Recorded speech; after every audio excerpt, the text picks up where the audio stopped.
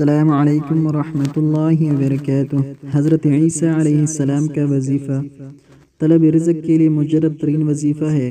یہ حضرت عیسیٰ علیہ السلام کی دعا ہے جو انہوں نے اپنی امت کی طلب رزق کے لیے کی تھی۔ اللہ تعالیٰ نے قبول فرما کر آسمان سے کان نازل فرمایا تھا۔ طلب رزق کے لیے یہ دعا پڑھنی چاہیے۔ بسم اللہ الرحمن الرحیم۔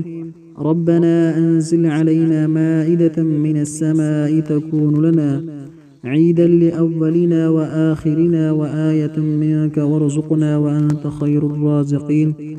اے اللہ، اے ہمارے پروردگار، ہم پر آسمان سے کانا نازل فرما کہ وہ ہمارے لیے یعنی ہم میں جو اول ہیں اور جو بعد کے ہیں سب کے لیے ایک خوشی کی بات ہو جائے اور تیرے طرف سے ایک نشانی ہو جائے، اور تو ہم کو رزق عطا فرما دے، اور تو سب عطا کرنے والوں سے اچھا ہے۔